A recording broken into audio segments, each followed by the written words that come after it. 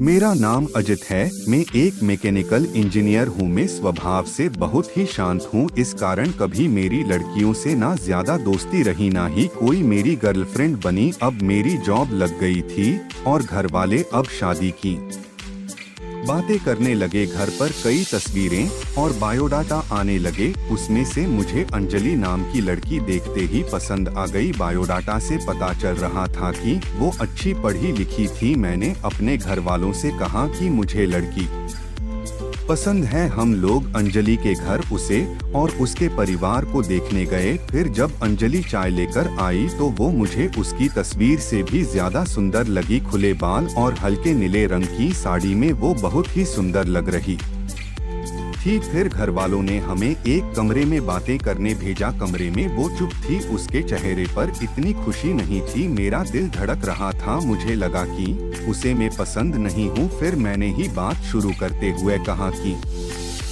आप क्या करती है। उसने मेरी तरफ घूर कर देखा और कहा कि आपने बायोडाटा देखा नहीं तो मंगाया क्यों था। उसकी बात सुनकर मुझे लगा कि वो मुझ में कोई इंटरेस्ट नहीं दिखा रही है। फिर मैंने उसे डायरेक्टली पूछ लिया कि आपको मैं पसंद नहीं हूँ। वो बोली मेरे पसंद की बात नहीं है, आप खुद मुझे ना पसंद कर देंगे, मुझे पता है। उसने कहा अभी मैं आपको ऐसा कुछ दिखाने वाली हूँ कि आप वो देखते ही आप शादी के लिए मना कर देंगे। आपसे पहले दो को दिखाया, उन्होंने भी देखते ही मना कर दिया।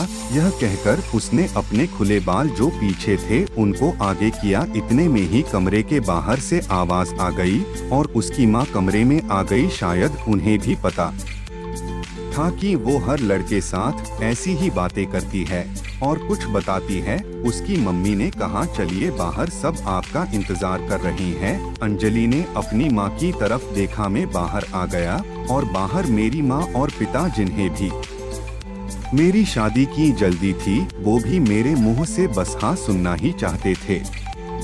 मेरे आते ही मेरी माँ मुझे बाहर ले गई और पूछा कि क्या तुझे लड़की पसंद है। मैं मना नहीं कर पाया, लेकिन एक बात मुझे खटक रही थी कि आखिर वो क्या बताने वाली थी। उसकी मम्मी जिस तरह से जल्दी से कमरे में आई, मुझे बाहर ले गई, लगा ऐसा जैसे वो हमारी बातें ही सुन रही थी। मैंने शादी के लिए हाँ कर दी। मेरे घर वालों ने उन्हें हाँ में जवाब दे दिया, लेकिन अब मैं एक दुविधा में था कि मैं क्या करूं। मैंने उससे बात करना चाहा, मैंने उससे नंबर नहीं मांगा था। मैंने अपनी मम्मी को कहा कि आप बात करें और उसका नंबर ले ले। मम्मी ने अंजलि की मम्मी से फोन पर बात की और अंजलि का नंबर मांगा, लेकिन उन्होंने यह कहकर मना कर दिया कि अंजलि का फोन अभी खराब है। मम्मी यह भी कह रही थी कि वो लोग शादी के लिए जल्दी कर रहे हैं। इन सब बातों से मेरे मन में कुछ अजीब सवाल आने लगे। एक शाम जब मैं ऑफिस में था तब मुझे एक अनजान नंबर से फोन आता है। फोन रिसीव किया तो अंजलि थी।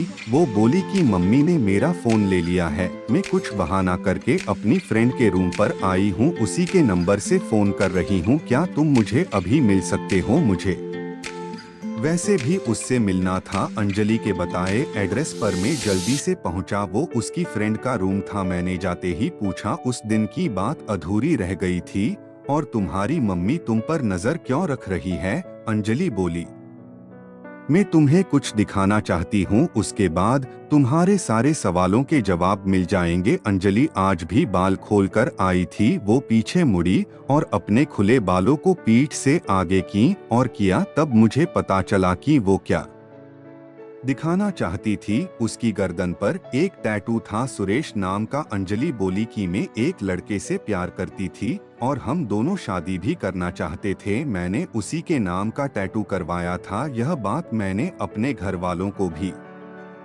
बताई थी और वो तैयार भी हो गए थे, लेकिन सुरेश ने मुझे धोखा दिया। वो मेरे अलावा भी किसी और को डेट कर रहा था और वो लड़की पैसे वाली थी, इसलिए उसने मुझे छोड़ दिया। तब से मुझे शादी और लड़कों से एक नफरत से हो गई थी। उस लड़के को मैंने बहुत प्यार किया, लेकिन उसने मुझे धोखा दिया। तुमसे पहले भी दो लड़कों को मैंने टैटू दिखाया और उन्होंने सच जानकर शादी के लिए मना कर दिया। मम्मी इसलिए मुझ पर नजर रख रही है कि मैं तुम्हें भी कहीं सच ना बता दूं, लेकिन मैं लड़कों की तरह नहीं हूँ। मैं नई जिंदगी की शुरुआत सच के साथ करना चाहती हूँ। मैं सुनकर सोच में पड़ गया कि जिसको प्यार मिलता है उसे प्यार की कदर नहीं होती। आखिर इतनी प्यार करने वाली लड़की को कैसे कोई धोखा दे सकता है। मैंने कहा कि मुझे तुम्हारे प्यार से कोई प्रॉब्लम नहीं है, लेकिन मैं चाहता हूँ कि मुझे भी तुम उतना ही प्यार करो जितना उस लड़के को करती थी। अंजलि को यह उम्मीद नहीं थी। उसे लगा था मैं भी उससे शादी के लिए मना कर दूंगा। मेरी बात सुनकर उसने इतने दिनों के दबाए आंसू बहने लगे। मेरी शादी अंजलि से हो गई और मैं अपने आप को बहुत खुशकिस्मत वाला मानता हूँ कि मुझे अंजलि जैसी सच्ची और प्यार करने वाली लाइफ पार्टनर मिली है।